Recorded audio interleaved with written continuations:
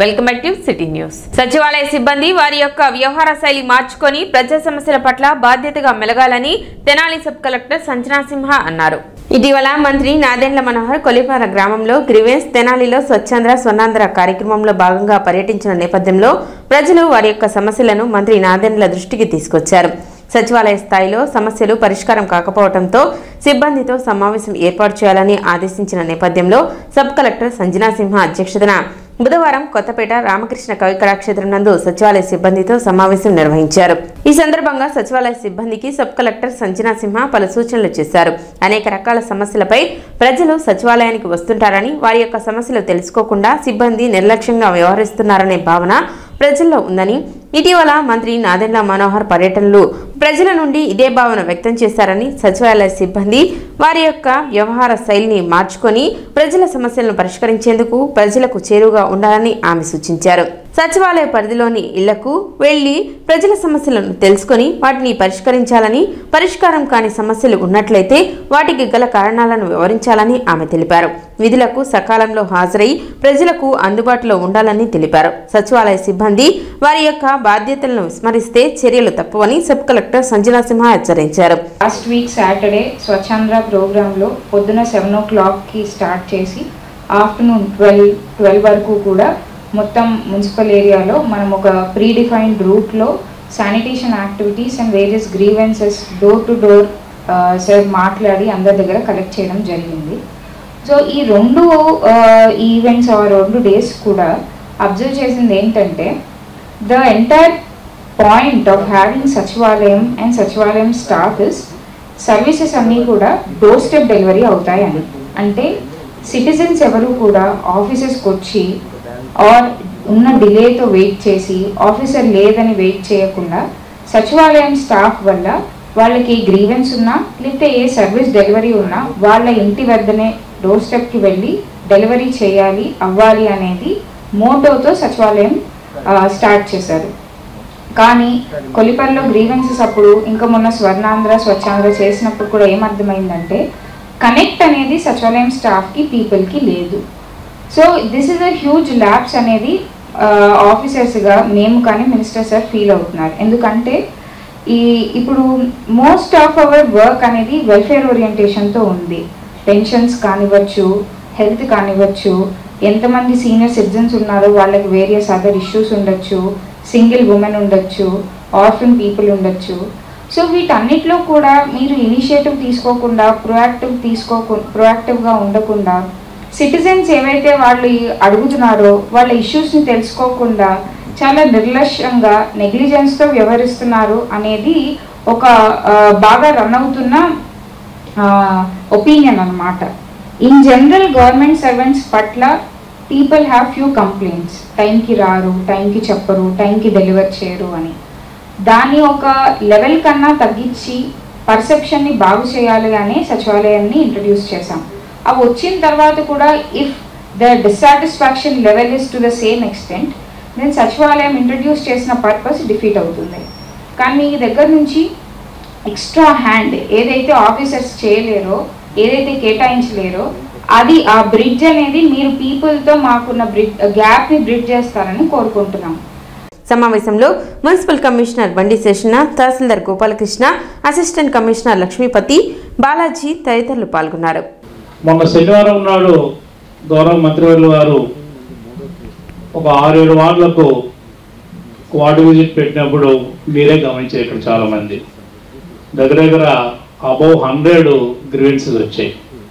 అందులో చాలా మటుకు పెన్షన్ ఇష్యూ వచ్చింది, రైస్ కార్డు ఇష్యూ వచ్చింది. Very common, very genuine. అలాంటి ఇష్యూస్ గురించి మనం వాళ్ళు అడిగినటువంటి ప్రశ్నలకు మన దగ్గర సమాధానం లేకుండా పోతుంది. ఒక్కరోజు 4 సెక్రటరీస్ కలిసి మార్నింగ్ విజిట్ వెళ్తే కనుక అక్కడ ఉన్నటువంటి ఎంక్రోచ్మెంట్ ఇష్యూ కానీ, శానిటేషన్ ఇష్యూ కానీ, వాటర్ సప్లై ఇష్యూ కానీ, స్ట్రీట్ లైట్ ఇష్యూ కానీ, ఇతరాట్న ఈ రెవెన్యూ కలెక్షన్ సంబంధించిన అంశాల గురించి కానీ చాలా సులువుగా సాల్వ్ చేయొచ్చు వీక్లీ వన్స్. ఏం జరిగింది మీన్స్ రూపంలో మీ యొక్క సెక్షన్ హెడ్స్ ఇవ్వండి. ఇస్తే కనుక మీ లెవెల్ అయినా అయితే good, otherwise section head will take care of that. అక్కడ నుంచి ఆయన లెవెల్లో ఈయన అయితే ఓకే, లేకపోతే మున్సిపాలిటీ లెవెల్కి వస్తాయి, కమిషనర్ లెవెల్కి వస్తాయి. కమిషనరు చేయగలిగింది ఇంటికి ఉంటుంది. అదర్వైజ్ ఫైనాన్షియల్ ఇష్యూగా bring to the approval by the council. ఈ విషయాలు ఇదొక హైయర్ సిస్టమ్. ఇదైనాక వెల్ఫేర్ సెక్రటరీ, ఉమెన్ పోలీస్ విధిగా మీరు మీ యొక్క వార్డులలో జ్యూరిస్డిక్షన్లు కనుక తిరుగుతే కనుక వారంలో కనీసం 2 రోజులు ఒక వార్డు అంతా ఒకసారి కలిగిరిగితే కనుక అక్కడ ఉన్నటువంటి వాళ్ళకు ఉన్నటువంటి ఈ యొక్క వెల్ఫేర్ రిలేటెడ్ యాక్టివిటీస్ ఏదైతే ఇష్యూస్ ఏదైతే ఉన్నాయో అవన్నీ కూడా యూ కెన్ అడ్రస్. అదేవిధంగా ఈ యొక్క గత 6 నెలల కల్లా రకరకాల ఆన్లైన్ సర్వీస్ మనం చేస్తూ ఉన్నాం. ఈ యొక్క క్రమంలో ఎన్ని సర్వీసు కంప్లీట్ అయినాయి, ఎన్ని ఇంకా పెండింగ్ ఉన్నాయి, ఒకవేళ పెండింగ్ ఉంటే కనుక వాటికి గల కారణాలు 2 రకాలు. టెక్నికల్ అదంతా స్టేట్కి అంతా ఉంటుంది, కాంపన్ ఇష్యూ ఉంటుంది. అలా కాకుండా గ్రౌండ్ లెవెల్ ఉన్నటువంటి ఇష్యూస్ కొన్ని ఉంటాయి. అవి కాకుండా గ్రౌండ్ లెవెల్ ఇష్యూస్ కాకుండా కొంతమందికి ఇష్టం ఉండదు సర్వీస్ పని. ఆ ప్రకారంగా వాటిని విడదీసి చేసి సమాచారంగా అందిస్తే కనుక మనము ముందుంటాం. ఫస్ట్ ర్యాంకు రావాల్సి నేను కోరను కానీ, బట్ మనం ఎప్పుడైనా కానీ ముందు ఉండాలి. పై స్థాయి వాళ్ళ దగ్గర నుంచి ప్రశ్నించుకునేటువంటి అవకాశం రాకుండా ఉంటేనే బాగుంటుంది. అలాగే మెప్మా యాక్టివిటీస్లోకి వస్తే కనుక చాలా కార్యక్రమాలు మెప్మా ద్వారా జరుగుతున్నాయి. వాటిని మన టౌన్లో ఎందుకు చేయకూడదు? ఇంత స్కోప్ ఉంది కదా. గతంలో బ్రహ్మాండమైన కార్యక్రమాలు ఇక్కడ జరిగినాయని చెప్తూ ఉంటారు. మీకు ఈ వ్యవస్థకు మంచి పేరు రావాలి, పబ్లిక్ మంచి సర్వీస్ జరగాలి, మన మీద నమ్మకంతో మన సచివాలయం దాటి ఇంకో పై అధికారిని కలవాలని ఆ లోకల్గా ఉండే వాళ్ళకి థాట్ రాకూడదు. ఎప్పుడు ఛాన్స్ ఉంటుంది అంటే అవినీతినో ఈ టాపిక్లు ఈ డిస్కషన్లు ఎప్పుడు వస్తాయంటే ఎప్పుడైతే మన దగ్గర డిలే అవుతుందో అప్పుడు వస్తుంది. మీకు తెలుసా, తెనాల్లో నేను తహసీల్దార్గా చేరిన తర్వాత దళారి అనేది లేదు క్వశ్చన్ మా దగ్గర. ఎందుకంటే నా దగ్గర ఆగితే కదా, క్యాస్ట్ సర్టిఫికేట్ అయినా ఈరోజు వస్తే సాయంత్రం అయిపోయింది. ఎప్పుడైతే నా దగ్గర 1 వారం లేట్ అయింది అంటే ఖచ్చితంగా ఎవడో దొరుకుతాడు మధ్యలో. నీకెందుకు? నాకు అలాంటి ఎక్స్పీరియన్స్ కూడా వచ్చింది జనాల్లో. ఎవరో ఒక ఎక్స్ నేను చేయిస్తానని 1300-1500 తీసుకున్నాడని నా నోటీస్కి వచ్చింది. అలా ఎలా ఇచ్చారు, ఎందుకు ఇచ్చారంటే నేను 4 రోజులు లేట్ అయింది నా దగ్గర. ఎందుకు లేట్ అవుతుంది అసలు? సో ఎప్పుడైనా మిడిల్ మ్యాన్ ఎప్పుడు దొరుకుతాడు? ఎవరైనా కావచ్చు, ఆ మిడిల్ మ్యాన్ ఏదో ఒక రూపంలో దొరుకుతాడు. ఎదురుగుండానే అర్జీదారుని పెట్టుకుని మనకు ఫోన్ చేస్తాడు, ఏంటండి పని ఎందుకు కాలేదండి. అదే మనం చేసేస్తే అసలు అతనికి ఛాన్స్ రాదు కదా, చెప్పే ఛాన్సే రాదు కదా. ఎవరో చెప్తే ఒకలాగా, చెప్పకపోతే ఇంకోలాగా ఉద్యోగం చేస్తామా? చేయగలిగే పని చేస్తాం, చేయలేని పని చేయలేము. ఇంత అనుమానం ఏం లేదు, ఎవరి కోసం కాదు కదా. మన ఉద్యోగానికి ఏదైనా డిస్టర్బెన్స్ వస్తే కాపాడే వాళ్ళు అయితే ఎవరు ఉండరు. ఎన్ని వ్యవస్థలు ఉన్నా, ఎలాంటి సంఘాలు మనతో ఉన్నా మనకి ఇబ్బంది వస్తే మాత్రం ఎవరు కాపాడరు. కాబట్టి దాన్ని దృష్టిలో పెట్టుకొని సుదీర్ఘ ఉపన్యాసం అనుకోకండి, ఓ బ్రదర్ లాగా ఫీల్ కండి. నన్ను ఖచ్చితంగా ఒక అకౌంటబిలిటీ, ఓ రెస్పాన్సిబిలిటీ, ఓ లాయల్టీ, ఇది మిస్సింగ్ దాని ఇంగ్రీడియంట్ అన్నమాట. ఇది లాయల్టీ, కొంచెం సొసైటీ పట్ల రెస్పెక్ట్, ఇవన్నీ కూడా అలవాటు చేసుకోవాలని కొన్ని చోట్ల చిన్న చిన్న పొరపాట్ల వల్ల కానీ, లేకపోతే మీలో కొంతమంది నిర్లక్ష్యంగా వ్యవహరించడం వల్ల కానీ సమస్యలు వస్తూ ఉన్నాయి. దాని గురించి మన ఎంఆర్ఓ గారు చాలా సుదీర్ఘంగా మేము చెప్పాలనుకున్న అంశాలు కూడా ఆయన చాలా సుదీర్ఘంగా తెలియజేశారు. చాలా సున్నితంగా అసలు ఫస్ట్ ప్రైమరీ నుంచి ఎండింగ్ వరకు మనం ఏం చేయాలి, ఎలా చేస్తే బాగుంటుంది, మనకి ఎలా మనం సర్వీసెస్ని చేయాలి అనేది మీకు అందరికీ చాలా చక్కగా వివరించారు. తర్వాత అట్లాగే ఇప్పుడు మన కమిషనర్ గారు వచ్చారు, ఆయన గారు కూడా మీకు విషయాలు చెప్తారు. తర్వాత మేడం గారు కూడా తెలియజేస్తారు. మీ అందరూ ఇప్పుడు చెప్పిన అంశాలన్నీ కూడా చాలా మనసులో పెట్టుకొని వాటిని అన్నింటి కూడా మనం సఫలీకృతం చేయాలి. ఏదో చెప్పారు, విన్నాము, ఎంఆర్ఓ గారు మాట్లాడారు, అట్లా కమిషనర్ గారు మాట్లాడారు, అందరూ మాట్లాడారు, ఏదో అయిపోయిందని కాదు. మన పొరపాట్లు మనం సర్దిద్దుకోవాల్సిన అవసరం ఉంది. అలాంటి పొరపాటు చేయకండి. ఎందుకంటే మీరందరూ బాగా చదువుకొని ఉన్నారు, బాగా వివేకంగా ఈ సంవత్సరాల నుంచి పనిచేస్తున్నారు. నెగ్లిజెన్సీ ఉండటం అనేది మనకు వచ్చిన ఇబ్బంది వస్తుంది. మనం ఒక సచివాలయంలో 10 మంది ఉన్నారంటే వాళ్ళు ఒక 2 పనిచేసి 8 మంది పనిచేయకపోయినా కానీ మొత్తం ఆ సచివాలయం పనిచేసే వాళ్ళు కూడా అది రిఫ్లెక్ట్ పడుతూ ఉంటుంది. సో మీ అందరూ సమిష్టిగా పనిచేయమని సచివాలయాలను ఏర్పాటు చేశారు. అడ్మిన్ ఉంటేనేమో వెల్ఫేర్ ఉండరు, వెల్ఫేర్ ఉంటేనే ఉన్న శానిటరీ సెక్రటరీ శానిటరీ, అట్లా మీరు ఒకరికొకళ్ళు ఉండకుండా ఇరెగ్యులర్గా బిహేవ్ చేయడం వల్ల ఇలా మనం మంత్రి గారి పర్యటనలో కూడా కొన్ని అంశాల్లో మన లోపాలు కనిపెట్టడం, మరి సార్ మనకు అందరికీ అలా కాదు ఇలా ఉండాలని తెలియజేయమని చెప్పి మన కమిషనర్ గారికి కూడా సూచనలు చేసి ఉన్నారు. కాబట్టి మీ అందరూ కూడా ఇప్పుడు తెలుసుకున్న అంశాలు ప్లస్ ఇప్పుడు చెలగిపోయే అంశాలు కూడా మీరు అందరూ పరిగణలో తీసుకొని ఇకపై అలాంటి కార్యక్రమాలు ఏ కార్యక్రమం మన ప్రభుత్వం ద్వారా నిర్వర్తించవలసినా కానీ 100% చేయాలి. ఇప్పుడు ఈకేవైసీ ఉంది, మనం రోజు నాకు టీసీ తీసుకుంటా ఉన్నారు, దానిలో మనం చేయాల్సిన వాటిలో కనీసం 20% కూడా చేయకుండా మనం పెండింగ్ ఉంచుకొని మనం సర్వే చేయట్లేదని అనిపించుకోవడం కరెక్ట్ కాదు. తర్వాత అయినా మనమే చేయాలి. అలాగే ఏ సర్వే అయినా మన దగ్గర పెండింగ్ ఉండకూడదు. మీరందరూ హనుమత్ జయంతిని పురస్కరించుకుని స్థానిక షరాబ్ బజార్లో వేంచేసి ఉన్న శ్రీ సువత్సల సమేత శ్రీ పంచముఖ ఆంజనేయ స్వామి దేవస్థానంలో ఈ నెల 22 నుండి జూన్ 1వ తేదీ వరకు వార్షిక శ్రీ హనుమత్ జయంతి మహోత్సవాలు 17వ లక్ష శ్రీ హనుమాన్ చాలీసా పారాయణ ఉత్సవాలు జరుగుతాయని ఆలయ ఈవో అవుతూ శ్రీనివాస్ రెడ్డి తెలిపారు. ఉత్సవాలలో భాగంగా బుధవారం పట్టణ పురవీధిలో స్వామివారి శోభాయాత్ర ఘనంగా నిర్వహించారు. స్వామివారికి పూజలు నిర్వహించగా శ్రీ పంచముఖ ఆంజనేయ స్వామి సంకీర్తన బృందం, శ్రీ విఘ్నత శ్రీనివాస ట్రస్ట్ సభ్యులు, భక్తులు ఆంజనేయ స్వామి పతాకాన్ని చేతపట్టుకొని రామనామ స్మరణ చేస్తూ శోభాయాత్రలో పాల్గొన్నారు. శ్రీరామనామాన్ని స్మరిస్తూ కన్నుల పండుగగా సాగిన శోభాయాత్ర పట్టణ ప్రజలను విశేషంగా ఆకట్టుకుంది. ఈ సందర్భంగా ఆలయ ఈవో శ్రీనివాస్ రెడ్డి మాట్లాడుతూ 11 రోజుల పాటు జరిగే ఉత్సవాలలో ప్రతిరోజు విశేష పూజలు, హోమాలు జరుగుతాయని తెలిపారు. 30వ తేదీన శ్రీ సీతారామ కళ్యాణం, 31వ తేదీన శ్రీ సువత్సల హనుమత్ కళ్యాణం జరుగుతాయని, జూన్ 1వ తేదీన పూర్ణాహుతితో ఉత్సవాలు ముగుస్తాయని వివరించారు. ఎంతో వైభవంగా జరిగే హనుమత్ జయంతి ఉత్సవాలలో భక్తులు విశేషంగా పాల్గొని స్వామిని దర్శించుకుని తీర్థప్రసాదాలు స్వీకరించాలని పేర్కొన్నారు. ఆంజనేయ స్వామి వారి దేవాలయంలో హనుమత్ జయంతి మహోత్సవాల్లో భాగంగా ఈ రోజున శోభాయాత్ర శ్రీ హనుమంతుని వారి శోభాయాత్ర కార్యక్రమాన్ని దిగ్విజయంగా నిర్వహించడానికి భక్తులందరూ విచ్చేసి ఉన్నారు. ఈ కార్యక్రమంలో కూడా ఇవాటి నుంచి కూడా 9 రోజుల పాటు ఈ కార్యక్రమాలన్నీ జరుగుతూ ఉంటాయి దేవాలయంలో. ఈ కార్యక్రమాన్ని కూడా భక్తులందరూ పాల్గొని శ్రీ స్వామివారి కృప పాత్రలు కావాల్సిందిగా కోరుచున్నాం.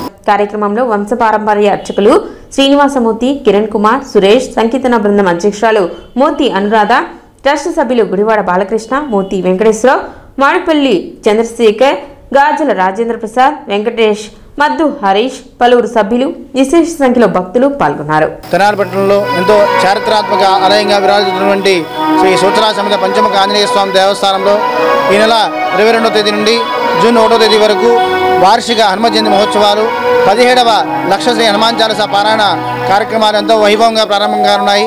ఉత్సవాల్లో భాగంగా ఈ రోజున స్వామివారి శోభాయాత్ర కార్యక్రమం నిర్వహించడం జరుగుతుంది.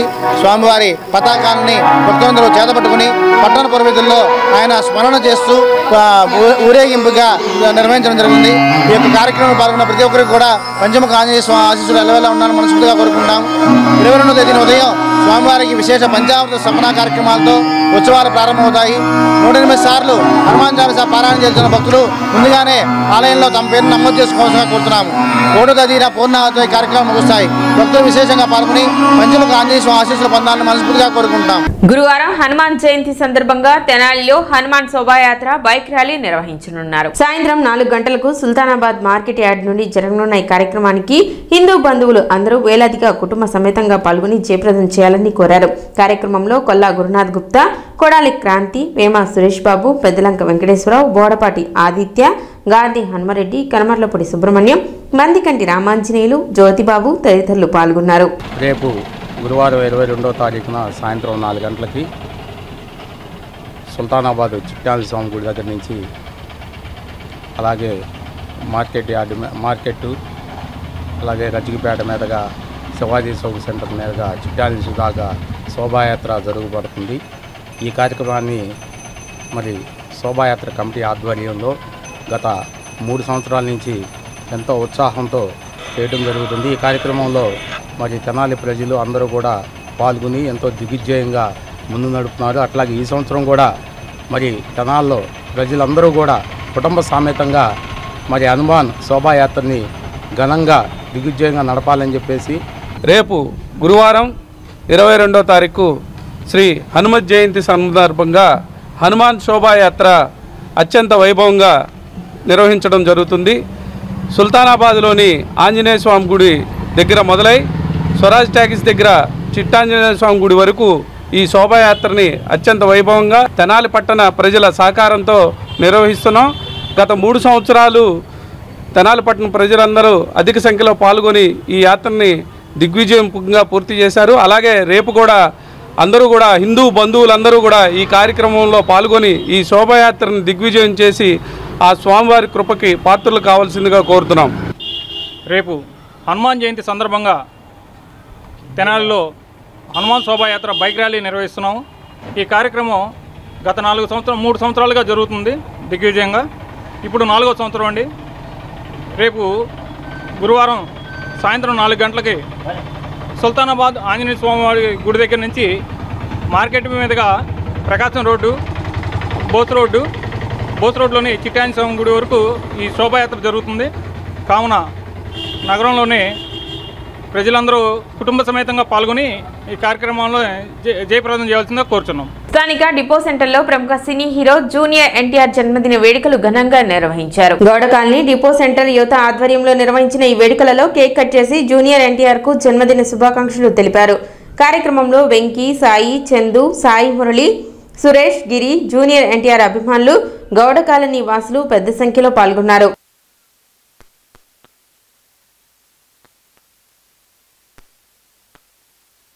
ఎన్టీఆర్ 42వ పుట్టినరోజు సందర్భంగా ఈరోజు స్థానిక డిపో సెంటర్లో గౌడ కాలనీ గౌడ యూత్ ఆధ్వర్యంలో ఘనంగా జరగడం జరుగుతుంది.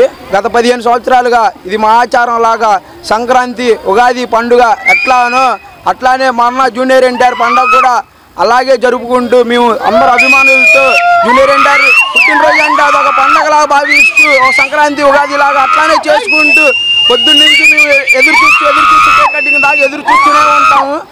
ఆయన సినిమాల్లో ఉంటే ఆయన నటనకి అభిమానులుగా ఉంటాం మేము. ఎప్పుడు ఆయన రాజకీయాల్లోకి వెళ్ళాడంటే కార్యకర్తగా ఉంటాము. సిటీ న్యూస్ ముగించే ముందు ముఖ్యాంశాలు మరోసారి.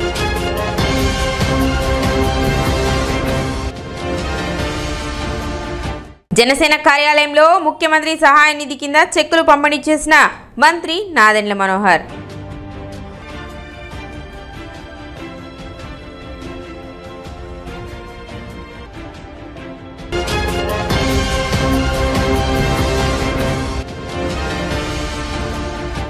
తెనాలిలో మహిళా కమిషన్ మాజీ చైర్పర్సన్ నన్నపనేని రాజకుమారిని కలిసిన మహిళా కమిషన్ చైర్పర్సన్ రాయపాటి శైలజ.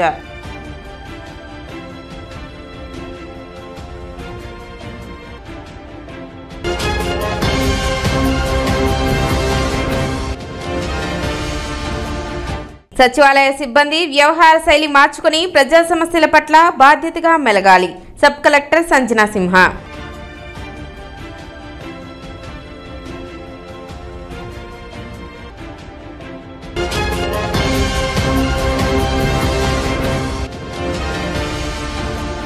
కుక్కల బెడద నుండి రక్షించాలని వేడుకుంటున్న పట్టణ పినపాడు వాసులు.